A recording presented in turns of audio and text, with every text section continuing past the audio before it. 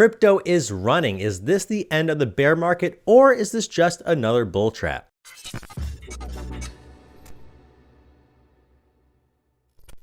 What's going on, everyone? It is MetaMatt here, and holy crypto, the market is pumping. Bitcoin is up 5%, Ethereum 10%, APE Coin is up 15%, and MATIC is up 20%. The aggregated open interest of Bitcoin futures, meaning the total value locked up into current contracts that bet on Bitcoin's future price, is at one of the highest levels since mid-June. This usually means that traders are anticipating another big move up. And not only that, the funding rate for Bitcoin future is strongly positive for the first time since the start of the month. And for the first time in 5 weeks, the total market cap for crypto assets climbed above 1 trillion. Last week, the market suffered due to inflation data, causing investors to fear that the Federal Reserve will act aggressively to tighten monetary policies, which could prompt a recession. But it seems that fear has worn off, and investors now are betting against that happening. So now the question is, have we found the bottom? Or is this just a bull trap? What we are seeing now is a relief rally. The market is starting to react positively to negative news,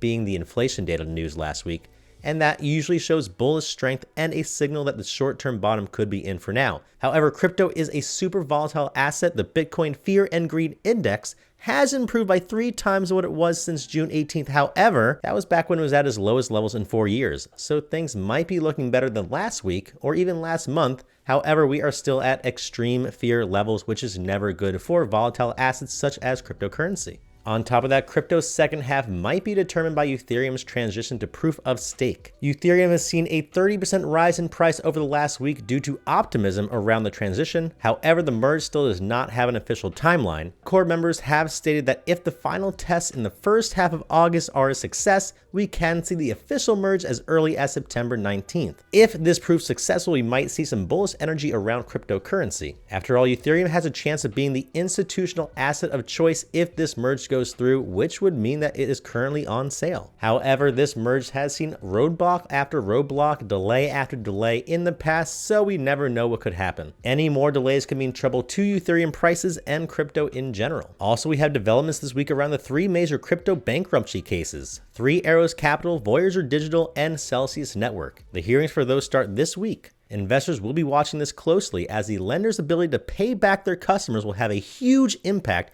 on whether or not investors will be able to trust crypto firms with their money. So these big green candles on the daily chart might look great, but we are still in volatile times. Crypto likes to follow the stock market. The stock market was green for most of the day today after Goldman Sachs posted strong earnings, and now is back in the red after reports that Apple would slow down hiring. Some of the top traders on Wall Street are telling investors to err on the side of caution, as we might see a choppy earnings season. This mixed with recession risk could cause a volatile market for this week. Johnson & Johnson, Netflix, Lockheed Martin, Tesla, United Airlines, and Verizon all have earnings this week. Because of this, crypto might see a lot of volatility as well, and because crypto was running with the market, I personally think it looks like we might have found a bottom. I just don't personally trust it yet. I need more confirmation before loading the boat. So let's look at some price levels for crypto. For Bitcoin, if we start to slip to the bearish side, I am looking at support of 21,700, 21,400, and 20,400.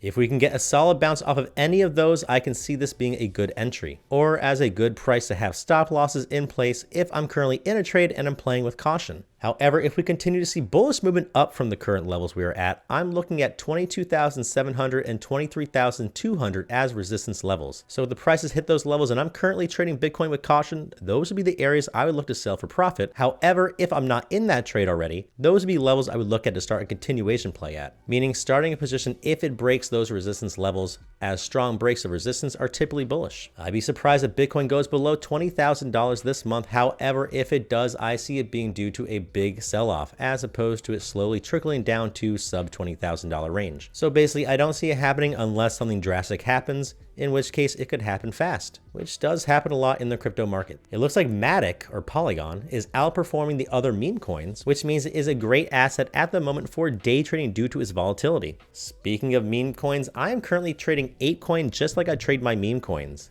in and out, like Doge or SHIB. Right now, I see support at the $5.50 range. Bored Ape Yacht Club demoed their other side metaverse for their holders, which is a big reason why we saw the 20% spike for ApeCoin. Yuga Labs plans on migrating APE Coin off of Ethereum and onto its own blockchain after they had issues with their metaverse land mint back in May. I personally am super bullish on the Bored Ape brand overall. However, with all the hacks and rumors they faced recently, APE Coin is just as volatile as any other crypto asset. Remember, these are volatile times, which leads to volatile markets. If you are new to trading, do not trade with money that you cannot afford to lose. And if you're looking for some more stock and crypto trading content and education, make sure to subscribe to this channel. If you like Web3 and NFT content, make sure to subscribe to my personal channel, MetaMatt. I hope to see you all there, but as always, until then, I hope that you all make some bread.